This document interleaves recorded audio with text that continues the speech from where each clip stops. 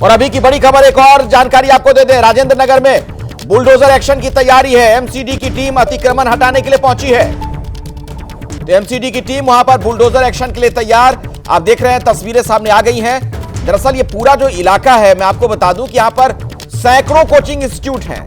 Mushroom की तरह उगाए हैं कोचिंग इंस्टीट्यूट। यहां पर हर गली में, हर नुक्कड़ पर आप देखेंगे तो एक बोर्ड, एक तख्ती लगी हुई आपको मिल जाएगी, जहां पर यूपीएससी की तैयारी करने वाले छात्रों को पढ़ने के लिए, पढ़ाने के लिए आमंत्रित किया जाता है उन्हें। लेकिन आप किस तरह से बच्चों को पढ़ाते हैं, यह बहुत बड़ा सवाल। इस हादसे ने कई गंभीर सवाल खड़े किए हैं। सबसे पहले तो बेसमेंट में, जहां पर पढ़ने के लिए इन बच्चों को बुलाया जा रहा था कोचिंग इंस्टीट्यूट में, क्या उसके लिए वहां पर परमिशन थी? क्या उस तरीके के हालात थे? क्या वहां पर इमरजेंसी, आपातकालीन स्थिति में निकलने की व्यवस्था थी? कुल मिलाकर अभी की तस्वीर तो यही कहती है कि ऐसा कुछ भी नहीं था। और यही वजह है कि कई कोचिंग इंस्टीट्यूट्स को सील करने की भी जानकारी सामने आई है। लेकिन अब यह सब क्यों हो रहा है? सवाल तो यह है, एमसीडी की टीम जो अभी पहुंच रही है, पहले क्यों नहीं पहुंची? पहले जब इलीगल कंस्ट्रक्शन वहां पर जारी था, उसे वक्त रहते रोका क्यों नहीं गया? क्या इसी तरीके के हादसे का इंतजार रहता है सिस्टम में बैठे लोगों को, सरकार में बैठे लोगों को? जिन लोगों की जान गई, 3 युवाओं की, उनके परिवार वालों का रो रो कर बुरा हाल है। तमाम ख्वाब उन्होंने देखे थे अपने बच्चों के लिए, लेकिन सोचिए जरा उन पर क्या कुछ इस वक्त बीत रही होगी। एक आपराधिक लापरवाही जिसकी वजह से 3 युवाओं की जान चली गई। एमसीडी की टीम हालांकि अब अतिक्रमण हटाने पहुंची है, लेकिन सवाल यही कि पहले यह कार्रवाई क्यों नहीं की गई? क्या इंतजार किया जा रहा था इसी तरीके के हादसों का? और क्या यह आई वॉश नहीं है, आंखों में धूल झोंकना नहीं है? इतनी बड़ी घटना घट जाने के बाद अब ये लोग पहुंच रहे हैं। क्या इन लोगों के खिलाफ कार्रवाई नहीं होनी चाहिए? ऐसे लोग जिन्होंने अतिक्रमण होने दिया, ऐसे लोग जिनकी जिम्मेदारी थी कि कोचिंग इंस्टीट्यूट्स पर नजर रखें कि कहां पर ये क्लासेस ली जा रही हैं, कहां पर क्लासेस आयोजित की जा रही हैं, क्या वहां पर आपातकालीन हालात में निकलने के इंतजाम है, नहीं है। और अब जो कुछ तस्वीरें आप देख रहे हैं, ये अलग अलग कोचिंग इंस्टीट्यूट्स में जो बेसमेंट वाला हिस्सा था वहां खाली करवाया जा रहा है। कुर्सियां वगैरह हटाई जा रही हैं, क्योंकि ये सब कुछ इल्लीगल तरीके से चल रहा था। सिर्फ मुनाफा कमाना, ऐसा लगता है कि इन कोचिंग इंस्टीट्यूट्स का उद्देश्य है। छात्रों की जिंदगी के साथ कैसे खिलवाड़ की गई है, उसका आप अनुमान लगा सकते हैं। और यही नहीं, बारिश होने के बाद जलभराव की स्थिति क्यों होती है? सड़कों पर इतना पानी क्यों आ जाता है कि अगर वो किसी के घर में घुस जाए, किसी के बेसमेंट में चला जाए, तो बाढ़ जैसे हालात हो जाए।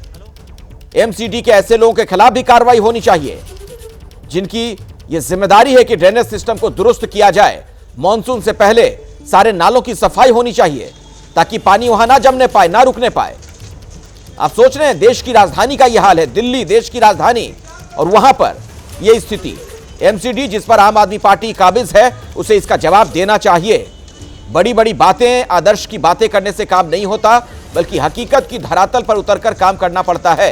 क्यों इस तरीके के हालात बन गए हैं दिल्ली की सड़कों पर? और यह सिर्फ राजेंद्र नगर की बात नहीं, आप दिल्ली में कहीं भी चले जाएं, लगभग इलाकों में यही स्थिति है। 10-20 मिनट की बारिश होगी और उसके बाद आप देखिएगा सड़कों का हाल ऐसा लगता है कि मानो नदी बह निकली हो।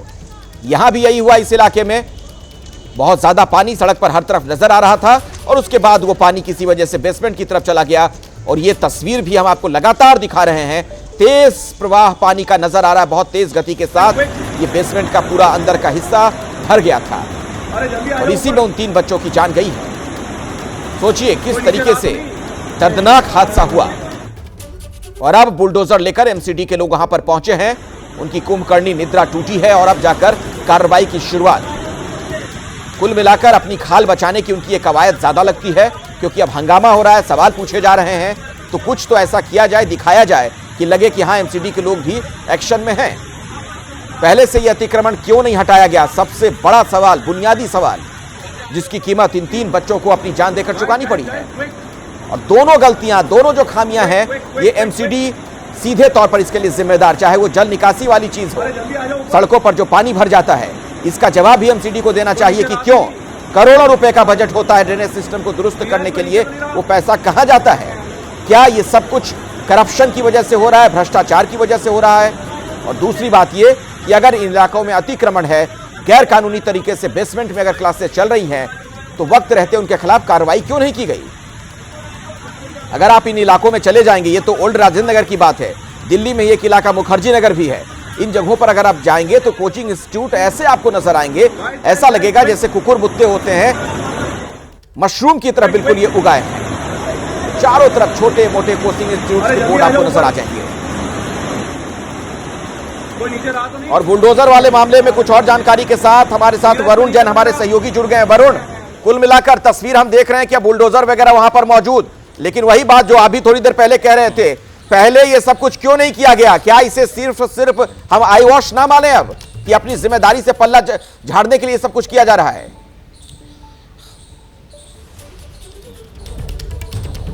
देखिए, बिल्कुल कहीं ना कहीं जो अधिकारी है वो ये जानते हैं कि इस मामले में अब जिम्मेदारी तय करना बेहद जरूरी हो जाता है। राजधानी दिल्ली लगातार हादसों का शिकार हो रही है, कभी हॉस्पिटल में आग लगती है तो बच्चों की मौत हो जाती है, कभी राह चलते किसी की सड़क पे करंट लगने से मौत हो रही है। तो लोगों के अंदर एक गुस्सा और आक्रोश है। जिस तरीके से छात्र प्रोटेस्ट पर बैठे थे, एमसीडी भी जानती है कि अब कुछ कार्रवाई करनी होगी, इसीलिए अब बुलडोजर की कार्रवाई हो रही है। जितनी भी एंक्रोचमेंट है उसको तोड़ा जाएगा ओल्ड राजेंद्र नगर के अंदर। और साथ ही सबसे बड़ी और अहम खबर बता दूं, अब एमसीडी के जो आयुक्त है उन्होंने अश्विनी कुमार, उन्होंने बड़ी कार्रवाई की है। एक जेई को टर्मिनेट कर दिया है इलाके के और एक एई को सस्पेंड किया है, यानी कि दो एमसीडी के अधिकारियों पर जो गाज है वो गिरी है, जेई और एई पर एक्शन लिया गया है। तो कहीं ना कहीं अब ये जो यही बात वरुण बता रहे हैं जो मैं अब आपको बताने जा रहा हूं कि दिल्ली कोचिंग हादसे को लेकर एक बड़ी कार्रवाई की गई है। एमसीडी ने एक जूनियर इंजीनियर को बर्खास्त कर दिया है और एक असिस्टेंट इंजीनियर सस्पेंड किया गया है। वरुण, अपनी बात पूरी कर लें आप। देखिए, बिल्कुल एबीपी न्यूज शुरू से ये सवाल उठा रहा था कि आखिरकार सिर्फ जो बेसमेंट के मालिक या फिर वहां पर जो इंस्टीट्यूट चला रहे हैं वो इसके लिए जिम्मेदार कैसे हो सकते हैं? एमसीडी ने परमिशन दी है, फायर ने एनओसी दी है। अगर उन्होंने एनओसी दी है तो उन्होंने जाकर इंस्पेक्शन क्यों नहीं किया? अगर एनओसी लेने के बाद वहां पर लाइब्रेरी बनाई गई है तो एक टाइम पर इंस्पेक्शन टीम होती है, वो मुआयना करती है और देखती है कि नियमों के हिसाब से इंस्टीट्यूट चल रहे हैं कि नहीं चल रहे हैं। यानी कि कहीं ना कहीं जो अथॉरिटी है, एमसीडी है, जो जिन्होंने इजाजत दी है, उसके अधिकारी भी जिम्मेदार है, साथ ही वो लोग भी जिम्मेदार है जिनके कारण ड्रेनेज सिस्टम है वो पूरी तरीके से कोलैप्स हो चुका है। मिनटों की बारिश में 6-6, 7-7 फीट पानी भर जाता है। तो अब एमसीडी के जो आयुक्त है अश्विनी कुमार, उनकी तरफ से ये कार्रवाई की गई है। एक जेई को टर्मिनेट कर दिया गया, वही एक एई को सस्पेंड किया गया इस मामले में। जी बिल्कुल वरुण, लेकिन वही बात बार बार कि ये सारी चीजें पहले से क्यों नहीं की जाती हैं? क्या मौत का इंतजार करते हैं हम लोग ताकि उसके बाद किसी तरह की कोई कार्रवाई की जाए? अगर पहले ये सब कुछ हो गया होता, अगर भ्रष्टाचार नहीं होता, करप्शन नहीं होता, कार्रवाई पहले से हो रही होती, तो आज ये दिन नहीं देखना पड़ता। वो 3 परिवार जिनकी खुशियों को आग लग गई, आप सोचिए 3 युवा मारे गए हैं।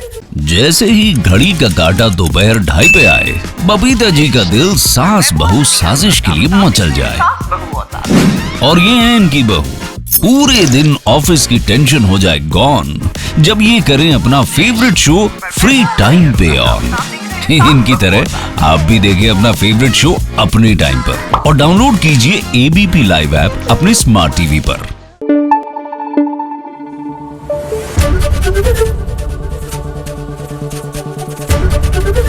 एबीपी न्यूज आपको रखे आगे।